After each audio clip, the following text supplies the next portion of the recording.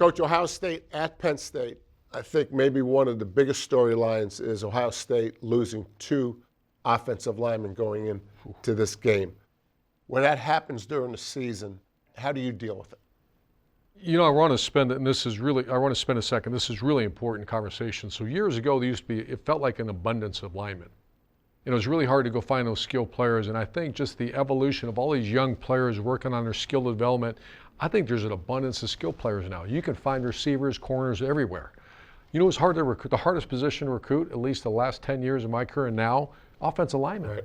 Offensive linemen are the hardest players to find. They're the hardest players to evaluate because when you recruit a player out of high school, a lot of times he's 260 pounds, you're trying to visualize and seeing what this player looks like at 325 pounds. To play at the big schools, you're 325 minimum sometimes, so how they develop. So the lack of depth at Ohio State is not unique to Ohio State. I'd say every team in the country has a lack of depth in the offensive line. So what do? You physically go in a game with 7 players that can play. You got your center, right, but then you got 3 offensive tackles and 3 guards. And if one tackle goes down, the guy moves in. Right. Ohio State had 2. Both their left tackles went down. You don't necessarily have 4 tackles. Most teams do not. So you're going to take your guard. That's exactly what Ohio State did at the end of the Nebraska game. They put their left guard, Donovan Jackson, they put him out at left tackle, and they stick in another guard. It starts to get very, very thin from that point forward.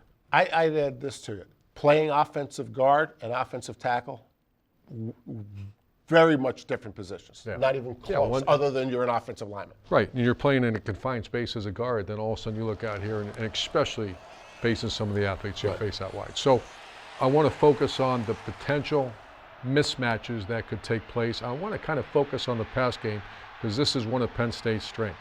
They got a very good D-line. Right.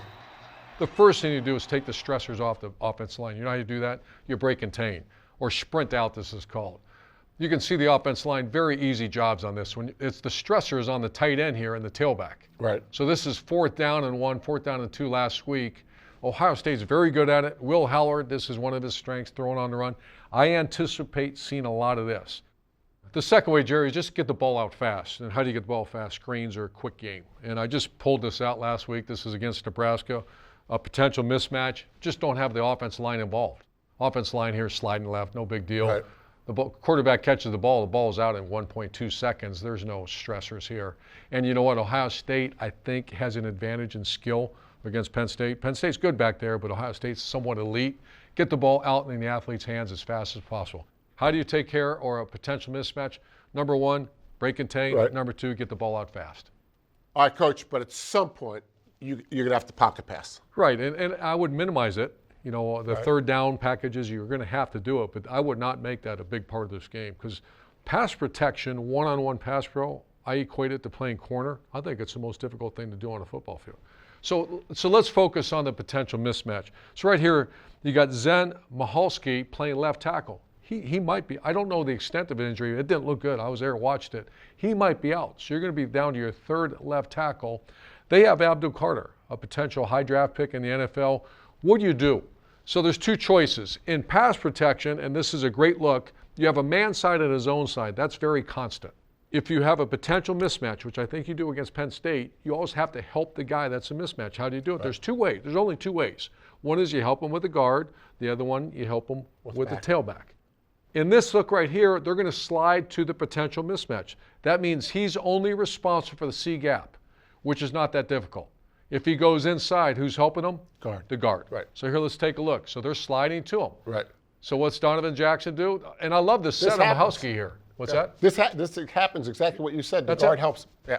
And so the tackle knows he doesn't have a man-to-man. Right. He's got the C gap. Right. So this is a great look for the viewer. This is one way to help a potential mismatch. You get 4 hands on the defender. All right, Coach, that's fine. That's the zone side. I get it. But now let's go to the man side, which is the most difficult side. Yeah, this is hard stuff now. So you're going to take your tailback again, and I would imagine Ohio State's doing this. No chance do you leave that potential mismatch by himself. How do you help him? The tailback. So in this picture right here, Zen Michalski here, he's got the defensive end for Nebraska by himself. Right. One of the most difficult things to do. That means he's got him on a 2-way go. Never let that happen. This is called a chip. And people have heard of that before, but I want to diagram it. So The chip means that he's going to take away any outside rush. The offensive tackle doesn't need to overset. That's actually a perfect set. He's really responsible if the guy goes inside. Right. If he goes outside, Jerry, the tailback's going to take a shoulder and set the block for him. So the tailback does a great job here. He secures that the defensive end is going to go inside. The offensive tackle blocks him, and then he obviously runs a pass route and scores the go-ahead touch, the game-winning touchdown, actually. All right, Coach. How about one more thing? How about helping your offensive line with the cadence? Absolutely. Here's the problem. 110,000 people in State College at Beaver Stadium. There's no cadence. There's no cadence. You know my feelings about that stadium. Most difficult place to play.